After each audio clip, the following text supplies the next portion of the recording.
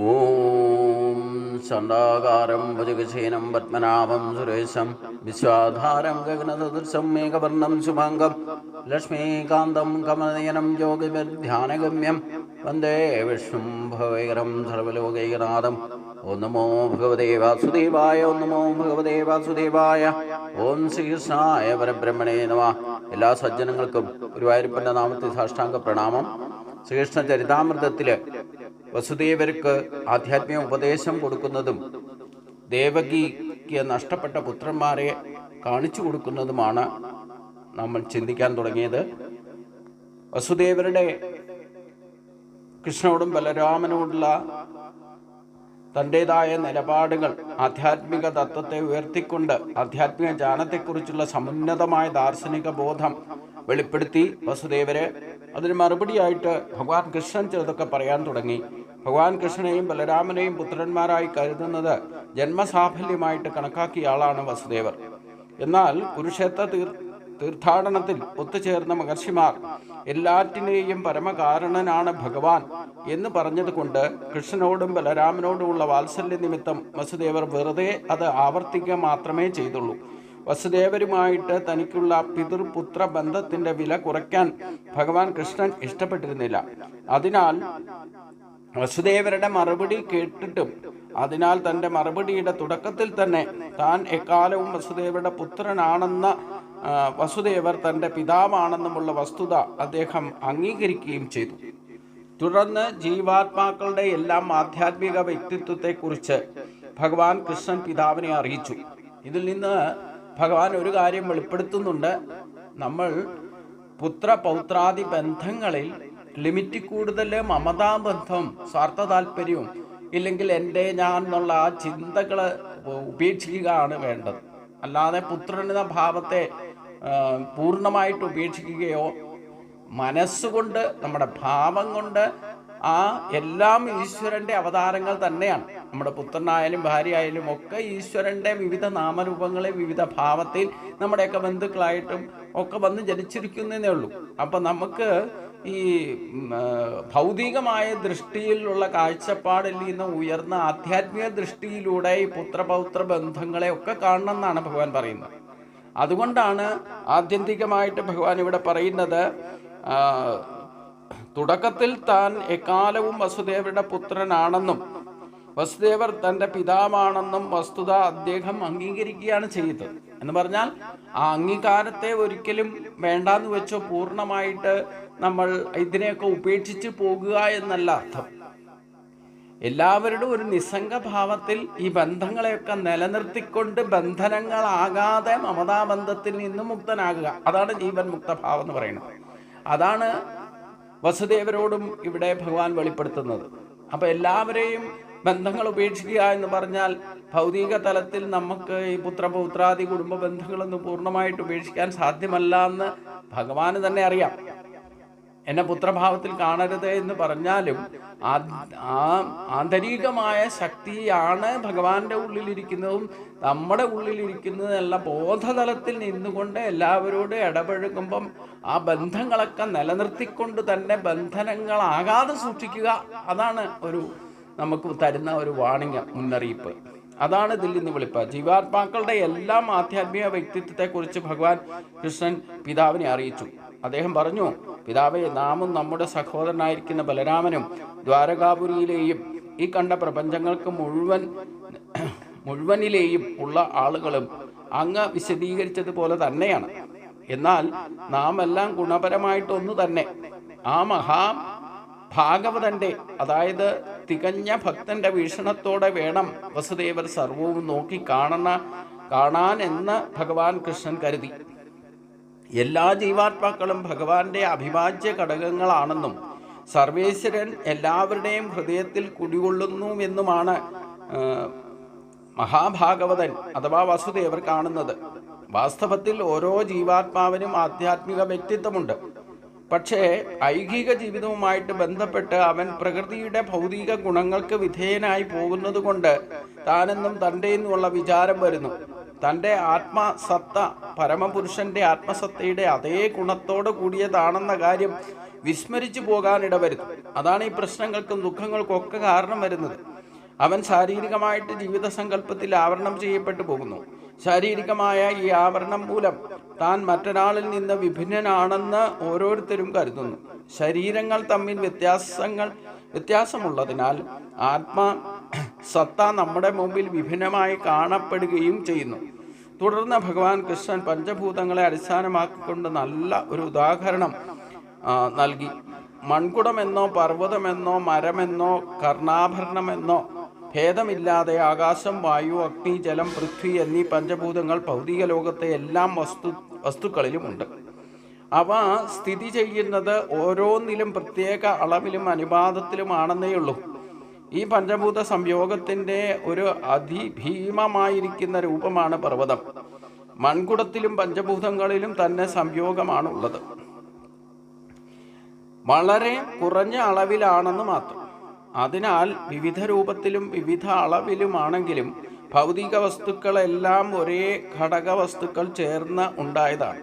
അതേപോലെ ഭഗവാൻ കൃഷ്ണനിൽ തുടങ്ങി വിഷ്ണു തത്വവും കോടാനുകോടി വിഷ്ണു രൂപങ്ങളും ഭഗവാൻ ബ്രഹ്മാവിൽ തുടങ്ങി താഴെ ഇങ്ങേയറ്റത്തെ ഉറുമ്പ് വരെയുള്ള വിവിധ രൂപങ്ങളോടുകൂടിയ സർവ്വജീവാത്മാക്കളും ചൈതന്യത്തിൽ ഒരേ ഗുണത്തോടു കൂടിയവരാണ്. ചിലത് അളവിൽ കൂടിയതായിരിക്കാം, മറ്റു ചിലത് കുറഞ്ഞതായിരിക്കാം. പക്ഷെ ഗുണപരമായിട്ട് ഒന്നു തന്നെയാണ്. അതുകൊണ്ടാണ് ജീവാത്മാക്കളിൽ പ്രാധാന്യ സർവേശ്വരൻ അഥവാ കൃഷ്ണൻ ആണെന്ന്, അദ്ദേഹമാണ് അവയെല്ലാം ആവശ്യമുള്ളതൊക്കെ നൽകി പരിപാലിച്ചു പോരുന്നതെന്ന് ഉപനിഷത്തുക്കൾ ഉറപ്പിച്ചു പറയുന്നു. ഈ തത്വം അറിയുന്നവൻ പൂർണ്ണ ജ്ഞാനിയാണ്. തത്വമസി, അതായത് അത് നീ ആകുന്നു എന്ന വേദവാക്യത്തിൻ്റെ പൊരുൾ എല്ലാവരും ദൈവമാണ് എന്നല്ല, മറിച്ച് എല്ലാവരും ഗുണപരമായിട്ട് ദൈവത്തിൻ്റെ അംശങ്ങൾ ആണെന്ന് ആകുന്നു. ഇവിടെയാണ് പ്രത്യേകമായിട്ട് നമ്മൾക്കറിയാം. മനുഷ്യ ദൈവങ്ങളുണ്ടോ എന്ന് ചോദിച്ചാൽ ഈശ്വരൻ്റെ അംശങ്ങൾ തന്നെയാണ് മനുഷ്യരെന്നല്ല. ഈ പ്രപഞ്ചത്തിൽ കാണപ്പെടുന്നതെല്ലാം ഈശ്വരൻ്റെ അംശമാണ്. എന്നാൽ ഈശ്വരനാണോ? ഈശ്വരനല്ല. ഈശ്വരൻ്റെ അംശങ്ങൾ മാത്രമാണ്. ഗുണപരമായിട്ട് ദൈവത്തിൻ്റെ അംശങ്ങൾ ആണെന്ന് നാം ഉറപ്പിക്കണം. അപ്പോൾ ഇവിടെ ആധ്യാത്മികമായിട്ട്, അതായത് പഞ്ചഭൂതങ്ങളെ സൃഷ്ടിച്ച അതിൻ്റെ 50% അതേപടി, പകുതി ശക്തികൾ അതേപടി നിലനിർത്തി ആകാശം, അഗ്നി, വായു, ജലം, ഭൂമി എന്ന തത്വങ്ങളിൽ പ്രത്യക്ഷ പ്രപഞ്ചമായിട്ട് കാണിച്ചു തന്നു. ഇനി അതിനെല്ലാം കൂടെ മിക്സ് ചെയ്ത് അതിൽ നിന്നാണ് ഈ സൃഷ്ടിയിലുള്ള സകല വസ്തുക്കളുടെയും അപരാശക്തി കൊണ്ട് നിർമ്മിച്ചിരിക്കുന്ന പഞ്ചഭൂതങ്ങളാൽ നിർമ്മിതമായിരിക്കുന്ന അംശങ്ങൾ തന്നെയാണ് നമ്മുടെ ശരീരം എന്ന് പറയുന്നത്. അത് ഏത് ജീവജാലങ്ങളുടെ ആയാലും മനുഷ്യരുടെ അടക്കം ശരീരം ഈ ഭഗവാന്റെ അപരാശക്തി കൊണ്ട് 50% ആകാശം, അഗ്നി, വായു, ജലം, ഭൂമി ഇതിൻ്റെ ഘടകങ്ങൾ എല്ലാം എത്ര കൂടിയും കുറഞ്ഞും വലുതും വലിപ്പം കുറഞ്ഞതും കൂടിയതും മൂണിലും മുറുമ്പിലും ആനയിലും എല്ലാത്തിലും വർദ്ധിച്ച് വസിക്കുന്ന ശക്തി പഞ്ചഭൂത തത്വങ്ങൾ തന്നെയാണ്. അത് ചിലർ കൂടി കുറഞ്ഞും ശരീരത്തിൻ്റെ സ്ഥിതി അനുസരിച്ചുകൊണ്ട് വ്യത്യാസങ്ങൾ ഉണ്ടാകാമെന്ന് മാത്രം. അതിൽ പഞ്ചഭൂത തത്വങ്ങളോടൊപ്പം തന്നെ മൂലപ്രകൃതിയാകുന്ന സത്വരജ തമോ ഗുണങ്ങളുടെ പ്രേരണ കൊണ്ടാണ് ജീവാത്മാവ് അതിനോട് ചേർന്ന് കഴിഞ്ഞാൽ സ്വഭാവം തന്നെ പ്രകടമാകുന്നത്. അപ്പം നമ്മളെ ടോട്ടലി നോക്കിക്കഴിഞ്ഞാൽ ഈ പ്രപഞ്ച സൃഷ്ടിയിലുള്ള എല്ലാ വസ്തുക്കളിലും ഈശ്വര ശക്തിയുടെ അംശമാണ് നിറഞ്ഞു നിൽക്കുന്നത്. അത് 50% അതേപടി നിലനിർത്തിയിട്ടുണ്ട്. കോൺട്രിബ്യൂട്ട് ചെയ്തിരിക്കുന്ന എല്ലാവർക്കും ഒരേപോലെ തന്നെയാണ്. അതിൽ ഏറ്റക്കുറച്ചിലുകളിൽ നിന്ന് ഈശ്വര ശക്തിയും ദൈവിക ഗുണങ്ങളാകുന്ന 26 ഗുണങ്ങൾ ഈ പറയുന്ന സൃഷ്ടി ദൃശ്യപ്രപഞ്ചത്തിലെ എല്ലാ ചരാചരങ്ങളിലും ഉണ്ടെന്നർത്ഥം. അത് അവരവരുടെ സ്വഭാവം അനുസരിച്ച് അതിൽ ഏറ്റക്കുറച്ചിൽ നമ്മൾ കാണപ്പെടുന്നേ ഉള്ളൂ. ശക്തി കോൺട്രിബ്യൂട്ട് ചെയ്തിരിക്കുന്നത് നമുക്ക് നിജപ്പെടുത്തി വച്ചിരിക്കുന്നത്. കാരണം ഈ പ്രപഞ്ചത്തിൻ്റെ ചലനത്തിന് ഇല്ലെങ്കിൽ സൃഷ്ടി പരിപാലനത്തിന് അത്യന്താപേക്ഷിതമായിട്ടുള്ള ഈശ്വര ശക്തിയുടെ 50% പ്രഭാവം എല്ലാവരും നിജപ്പെടുത്തി വെച്ചിട്ടുണ്ട്. അത് നമ്മൾ ഓരോരുത്തരും നമ്മുടെ അറിവിൻ്റെ പരിധി അനുസരിച്ചുകൊണ്ട് അറിയുന്നു എന്ന് മാത്രമേ ഉള്ളൂ. ഈ മായാശക്തിയിൽപ്പെട്ടവർക്ക് അതൊട്ടും മനസ്സിലാവില്ല. മായയെ കുറേശ്ശെ ജയിക്കുന്നവർക്ക് അതിൻ്റെ പ്രത്യേകതകൾ നമുക്ക് സ്വഭാവത്തിലൂടെയും നമ്മുടെ ചലനങ്ങളിലൂടെയും നമുക്ക് തന്നെ അനുഭവിച്ചറിയാൻ സാധിക്കും. അപ്പോൾ നമ്മളിലെല്ലാം നിറഞ്ഞു നിൽക്കുന്നത് സ്ത്രീയോ പുരുഷനോ ബ്രാഹ്മണനോ ക്ഷത്രിയനോ വൈശ്യനോ ശൂദ്രോ ആനയോ ഉറുമ്പോ പട്ടിയോ പൂച്ചയോ വാട്ടവർ ഇറ്റ് ഈസ്, സസ്യലതാദികളായിക്കോട്ടെ, ഇതിലെല്ലാം ഈശ്വരശക്തി തന്നെയാണ് ഒരേപോലെ 50% പ്രഭാവം എല്ലാവരിലും നിറച്ചു വച്ചിട്ടുണ്ട്. അതുകൊണ്ടാണ് നമ്മളൊന്ന് ഗഹനമായിട്ട് ചിന്തിച്ചാൽ നമുക്കറിയാൻ സാധിക്കും, നമുക്ക് ഒരുപാട് കാര്യങ്ങൾ കോമണായിട്ട് അറിവിലായാലും നമ്മുടെ കഴിവുകളിലായാലും കോമണായിട്ടുള്ള ശക്തികൾ നമ്മളിലെല്ലാം പ്രകടമാകുന്നുണ്ട്. ചില കാര്യങ്ങളിലൊക്കെ നമ്മുടെ കാഴ്ചപ്പാടുകളും നമ്മുടെ ഭാവവും നമ്മുടെ ഉപയോഗക്രമവും നമ്മുടെ ശീലങ്ങളും എവരി തിങ്സ് എന്ത് തന്നെ നമ്മൾ ചിന്തിച്ചാലും അതിലൊക്കെ ഉണ്ടാകുന്ന പ്രഭാവങ്ങൾ, അനുഭവങ്ങൾ എല്ലാം കോമണായിട്ട് ചില കാര്യങ്ങളൊക്കെ ഉണ്ട്.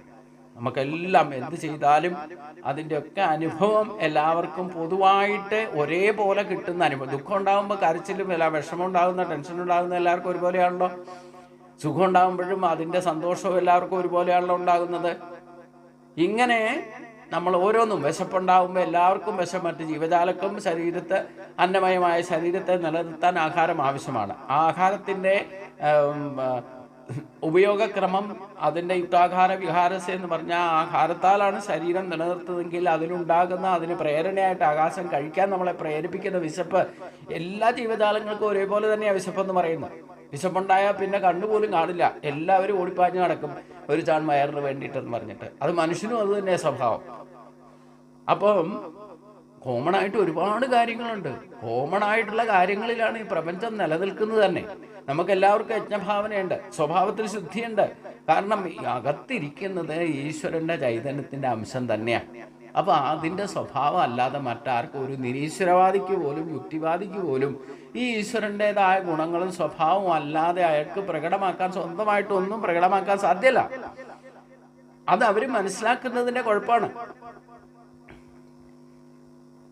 അപ്പോൾ ഈ വേദശാസ്ത്രങ്ങളെ അനുസരിച്ചുകൊണ്ട് ആധ്യാത്മിക മാർഗത്തിൽ സഞ്ചരിക്കുന്നവരെയാണ് ആസ്തികരെന്ന് പറയുന്നത്. എന്നാൽ വേദതത്വങ്ങളെ മനസ്സിലാക്കാതെ ഇതൊന്നും ഭക്തിമാർഗത്തിൽ ചരിക്കാത്തവരെയാണ് നാസ്തികരെന്ന് പറയുന്നത്.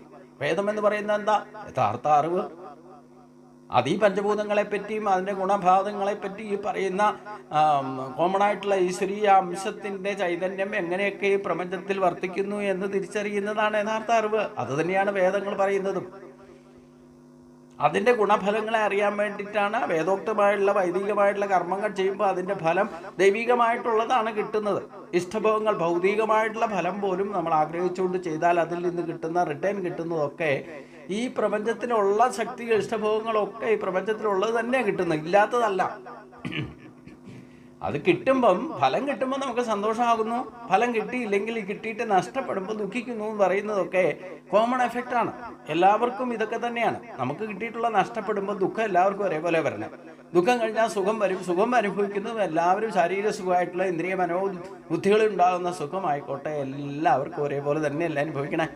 അവിടെ ബ്രാഹ്മണനായാലും ക്ഷത്രിയനായാലും വൈശ്യനായാലും ശൂദ്രനായാലും ഏത് ജാതി മതത്തിൽപ്പെട്ടവരായാലും വേണ്ടില്ല, സ്ത്രീയോ പുരുഷനോ ആയാലും അവർക്ക് അനുഭവിക്കേണ്ടി വരുന്ന സുഖവും ദുഃഖങ്ങളും എല്ലാം കോമണാണ്. വികാര വിചാരങ്ങളും ഒരുപോലെയാണ്. അതാണ് കോമണായിട്ട് ചില കാര്യങ്ങളൊക്കെ പറയുന്നത്. തത്വോപദേശത്തിൽ പൊതുവെ പറയുന്ന ഒരുപാട് കാര്യങ്ങളുണ്ടല്ലോ. കാരണം എന്താ? ഇതാണ് ഏറ്റവും വലിയ കാര്യം. തത്വമസി, അതായത് അത് നീ തന്നെയാകുന്നു എന്ന വേദവാക്യത്തിൻ്റെ പൊരുൾ എല്ലാവരും ദൈവമാണ് എന്നല്ല, മറിച്ച് എല്ലാവരും ഗുണപരമായിട്ട് ദൈവത്തിൻ്റെ അംശങ്ങൾ തന്നെയാണെന്നാണ്. അപ്പോൾ കോമണായിട്ട് നമുക്കെല്ലാം കാണാനും കേൾക്കാനും ചിരിക്കാനും കരയാനും എന്ത് വേണ്ടോ, നമ്മൾ എന്തൊക്കെ അനുഭവിക്കുന്നുണ്ടോ, ഏതൊക്കെ ഭാവങ്ങൾ ഞങ്ങളിൽ നിന്ന് പ്രകടമാകുന്നുണ്ടോ, അതൊക്കെ ഈശ്വരൻ്റെ ഭാവങ്ങളാണെന്ന് ഗീതയിൽ വിഭൂതിയോഗത്തിൽ കൃത്യമായിട്ട് പറയുന്നുണ്ടല്ലോ. ഇതൊക്കെ താതാത്മ്യം ചെയ്ത് നമ്മളൊന്ന് അനുഭവിച്ചറിയുമ്പോഴാണ് നമ്മളത് മനസ്സിലാക്കുക. അപ്പോൾ ശരിക്കും ആധ്യാത്മികമായിട്ട് നമ്മൾ സത്സംഗത്തിലൂടെ എല്ലാവരുടെയും ശക്തിയെപ്പറ്റി മനസ്സിലാക്കിയിട്ട് എല്ലാവരും ഒരേപോലെ മനസ്സിലാക്കിയിട്ട് പെരുമാറുമ്പോൾ അവിടെയാണ് ഐക്യഭാവം. നമ്മളൊരു മന്ത്രം ജപിക്കുമ്പോൾ തന്നെ എല്ലാവർക്കും ഒരേ ഭാവം വരുന്നതൊക്കെ, ഒരേ വാക്കുകളും ഒരേ ശബ്ദവും ഒക്കെ നമുക്ക് ഒത്തുചേർന്ന് ജപിക്കാനൊക്കെ സാധിക്കാറുണ്ടല്ലോ. കോമണായിട്ട് ആ എഫക്റ്റ് ഐക്യത്തോടു കൂടി ഒരേ ശബ്ദം, ഒരേ താളം, ഒരേ ഭാവം, ഒരേ രാഗം ഒക്കെ പ്രകടമാക്കിക്കൊണ്ട് പല കാര്യങ്ങളും നമുക്ക് ചെയ്യാൻ സാധിക്കുന്നുണ്ട്. അതിൻ്റെ എത്തിക്ക അർത്ഥം എന്താ? ഈശ്വരൻ്റെ ശക്തി എല്ലാവർക്കും ഒരേപോലെ പ്രകടമായാൽ അതിൻ്റെ പരിണിത ഫലങ്ങളും എല്ലാവർക്കും ഒരേപോലെ അനുഭവിക്കാനും സാധിക്കും. അതാണ് ഭഗവാൻ പറഞ്ഞത്, ദേവാൻ ഭാവയതാൻ ഏനതേ ദേവ ഭാവയന്തുവാക. പരസ്പരം ഭാവയന്തക ശ്രേയ പരമമാസ്യം. ശ്രേയസ് ഉണ്ടാകണമെന്നുണ്ടെങ്കിൽ ഒരു കുടുംബത്തിൽപ്പെട്ടവർ തന്നെ ഈ ഒരു ഭാവത്തിലേക്ക് എത്തുമ്പോഴാണ് അവിടെ ഒത്തൊരുമയും ഐക്യബലവും. ഇല്ലെങ്കിൽ അവിടെ എപ്പോഴും നമുക്ക് സന്തോഷത്തെ ഐശ്വര്യത്തെ ഒക്കെ സമൂഹത്തിൽ പോലും ഓരോ കുടുംബങ്ങളും ഇതേപോലെ മാറിയാൽ ഈ സമൂഹം തന്നെ മാതൃകാപരമായിട്ട് നമുക്ക് മാറ്റാൻ സാധിക്കും. എന്തുകൊണ്ട് സാധിക്കുന്നില്ല? നമ്മുടെ വ്യത്യസ്ത ഭാവങ്ങളും രൂപങ്ങളും സ്വഭാവവും ഒക്കെയാണ് പ്രശ്നം. നമ്മൾ ഈശ്വരനെ ശരിക്കും അറിയുന്നില്ല. ആധ്യാത്മിക ജീവിതത്തിൻ്റെ സമഗ്ര ദർശനത്തെക്കുറിച്ച് കൃഷ്ണൻ വളരെ സംഗ്രഹിച്ച് സംസാരിച്ചു കഴിഞ്ഞപ്പോൾ വസുദേവർക്ക് പുത്രനോട് അത്യധികം സംപ്രീതി തോന്നി. ഇങ്ങനെ മതിമറന്ന് പോയതിനാൽ അദ്ദേഹത്തിന് സംസാരിക്കാൻ കഴിഞ്ഞില്ല. നിശബ്ദനായി നിന്നതേയുള്ളൂ. ഇതിനിടയിൽ കൃഷ്ണന്റെ അമ്മയായ ദേവകി ഭർത്താവിന് സമീപം ഉപേക്ഷിതയായിരുന്നു. ഗുരുവിനോടുള്ള ദയാവായ്പ മൂലം കൃഷ്ണനും ബലരാമനും ചേർന്ന് ഗുരുവിൻ്റെ മരിച്ചുപോയ പുത്രനെ ഭരണത്തിൻ്റെ അതിദേവതയായിരിക്കുന്ന യമരാജന്റെ പിടിയിൽ നിന്ന് മോചിപ്പിച്ചു കൊണ്ടുവന്നതായിട്ട് അവൾ മുമ്പ് തന്നെ കേട്ടറിഞ്ഞു. ഈ സംഭവം അറിഞ്ഞത് മുതൽ കംസൻ കൊന്നുകളഞ്ഞ തൻ്റെ പുത്രന്മാരെ കുറിച്ചായിരുന്നു അവളുടെ ചിന്ത. അവരെക്കുറിച്ച് ഓർമ്മിച്ചിരിക്കുമ്പോഴൊക്കെ അവളുടെ ദുഃഖം കരകവിഞ്ഞൊഴുകാറുണ്ട്. മരിച്ചുപോയ പുത്രന്മാരുള്ള അനുതാപം മൂലം ദേവകി ഭഗവാൻ കൃഷ്ണനോടും ഇങ്ങനെ പറഞ്ഞു തുടങ്ങി: അല്ലയോ പ്രിയപ്പെട്ട ബലരാമ, കൃഷ്ണ, എല്ലാവർക്കും ആനന്ദവും ശക്തിയും നൽകുന്നവനാണ് നിന്റെ പേര് തന്നെ സൂചിപ്പിക്കുന്നു. ഞങ്ങളുടെ മനസ്സിനും വാക്കുകൾക്കും അപ്രാപ്യമാണ് നിന്റെ അപ്രമേയമായ കഴിവുകൾ. അതുപോലെ പ്രിയപ്പെട്ട കൃഷ്ണ, യോഗികളോടൊക്കെ അതീശനാണ് നീ. ഇത്തരത്തിൽ ഒരാമുഖത്തോടു കൂടി തുടങ്ങി. കാരണം എന്താ? തൻ്റെ പുത്രന്മാരെ കാണാൻ ആഗ്രഹിക്കുന്നു എന്ന് പറഞ്ഞ് സ്ഥാപിക്കാനാണ് ദേവകി തുനിയുന്നത്. ഇതേപ്പറ്റി നമുക്ക് അടുത്ത ക്ലാസ്സിൽ ചിന്തിക്കാം. എല്ലാവർക്കും നമസ്കാരം.